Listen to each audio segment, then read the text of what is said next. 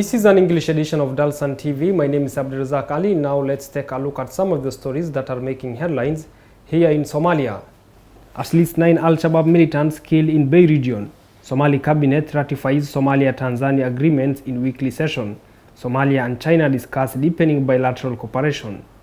Welcome back. Now the full bulletin. The Somali National Intelligence and Security Agency, NISA, with support from local forces, have killed at least 9 Al-Shabaab militants in an operation that targeted the group's bases in near Bardale district in the Bay region. Our reporter Asilia has more on this. National Intelligence and Security Agency, NISA, with support from local forces, have killed at least 9 Al-Shabaab militants in an operation that targeted the group's base near Bardale district in the Bay region. According to reliable reports, the national forces recovered 9 AK-47 rifles, 1 PKM automatic machine gun, and 8 boxes loaded with ammunition during the operation.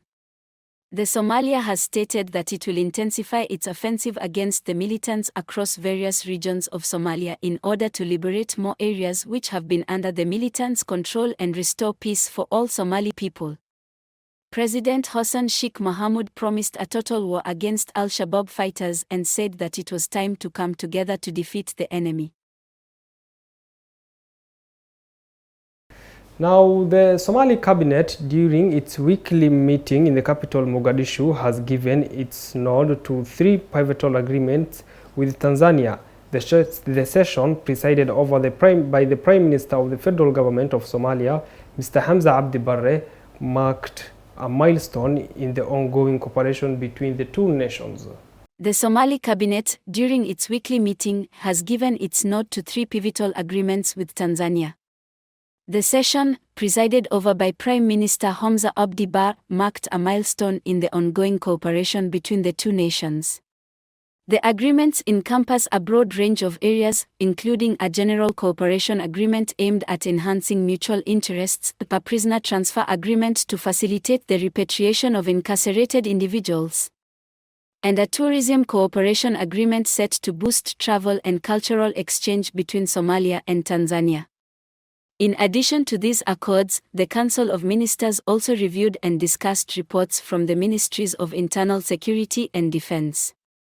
These reports detailed the current security situation, ongoing stabilization efforts, and the relentless campaign against the Al-Shabaab group.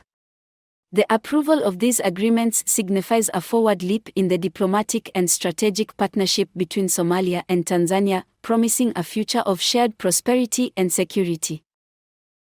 The Minister of the Foreign Affairs, Ambassador Ahmed Fiqi, has on Wednesday met in his office in Mogadishu the chargé d'affaires of the Embassy of the People's Republic of China to the Federal Republic of Somalia, Mr. Shane Wendy, on a courtesy visit. The Minister of Foreign Affairs and International Cooperation, Ambassador Ahmed Mualim Fiqi, received in his office at the ministry in the capital Mogadishu the chargé d'affaires of the Embassy of the People's Republic of China to the Federal Republic of Somalia, Mr. Shane Wendy, on a courtesy visit. The meeting focused on strengthening bilateral relations between the two friendly countries and expanding areas of cooperation and joint coordination for mutual benefit. The discussions highlighted the long-term relation between Somalia and China and emphasized the potential for increased collaboration in various sectors.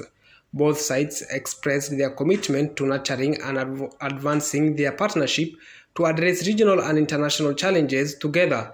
Somalia and China maintain diplomatic relations that have spanned for dozens of years.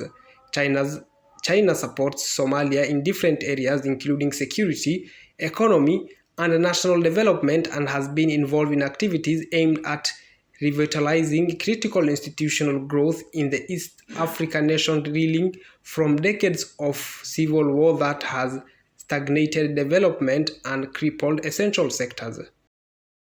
Kenya's military chief has died in a helicopter crash in the country's northwest.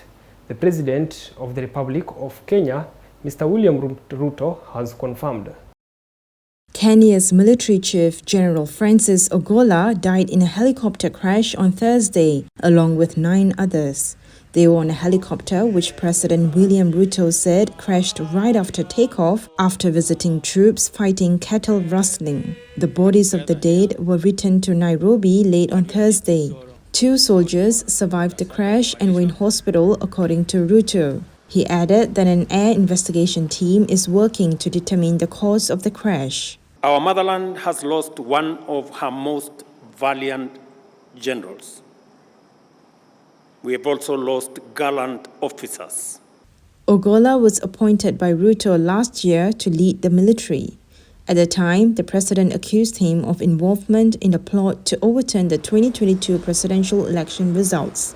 But he said Ogolla was still the most qualified person for the job. Now that story brings us to the end of this bulletin. My name is Abdulrazak Ali. Thank you so much for tuning in to your #1 TV station for news and updates. Till we meet again, we wish you a lovely evening.